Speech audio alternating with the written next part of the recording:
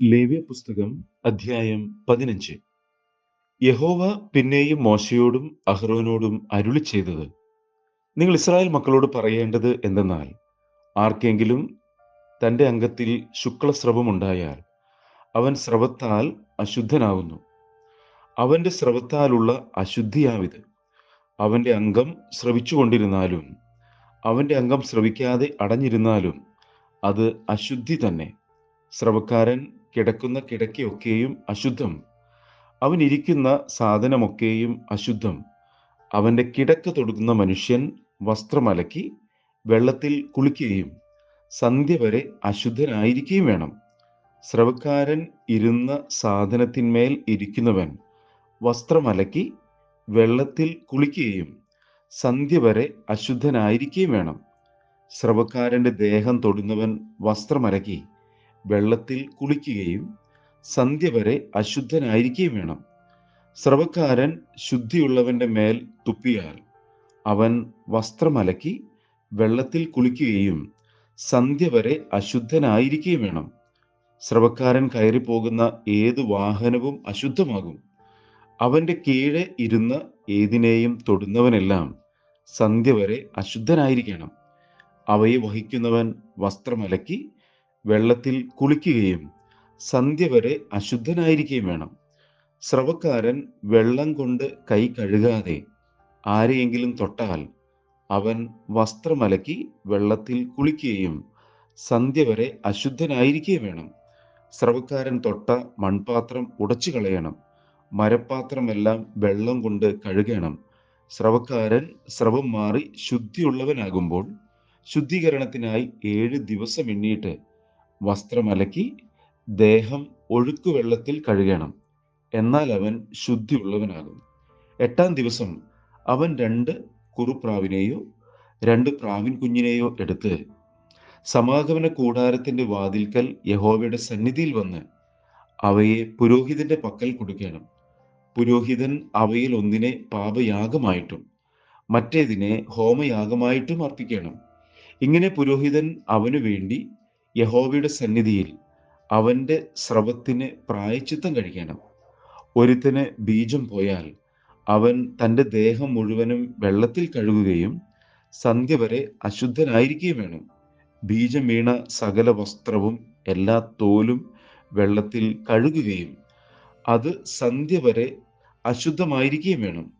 പുരുഷനും സ്ത്രീയും തമ്മിൽ ബീജസ്ഖലനത്തോടു കൂടെ ശയിച്ചാൽ ഇരുവരും വെള്ളത്തിൽ കുളിക്കുകയും സന്ധ്യ വരെ അശുദ്ധരായിരിക്കുകയും വേണം.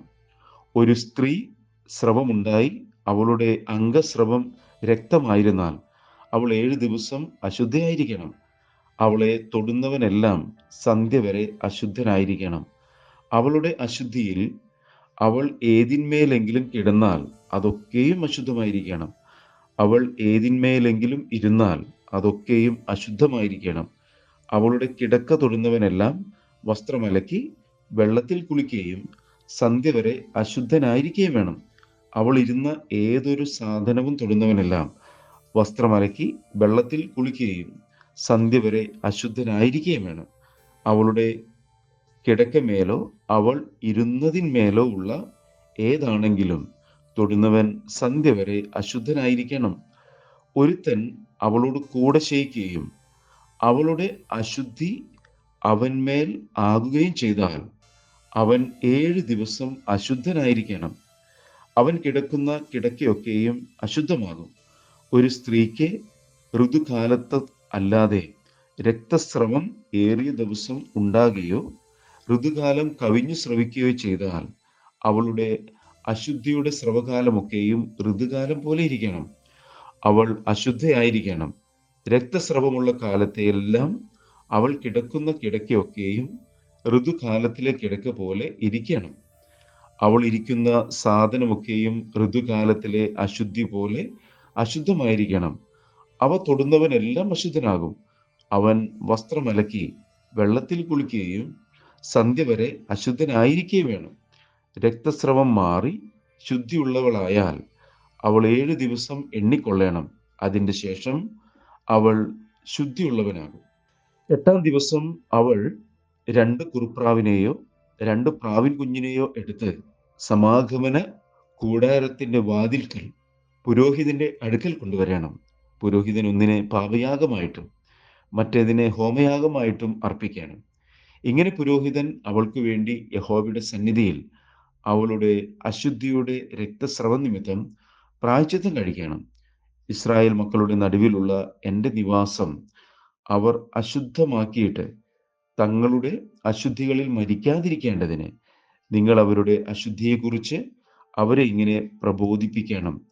ഇത് സ്രവക്കാരനും ബീജസ്ഖലനത്താൽ അശുദ്ധനായവനും ഋതുസംബന്ധമായ ദീനമുള്ളവർക്കും സ്രവമുള്ള പുരുഷനും സ്ത്രീക്കും അശുദ്ധയോടുകൂടെ ശയിക്കുന്നവനുമുള്ള പ്രമാണം.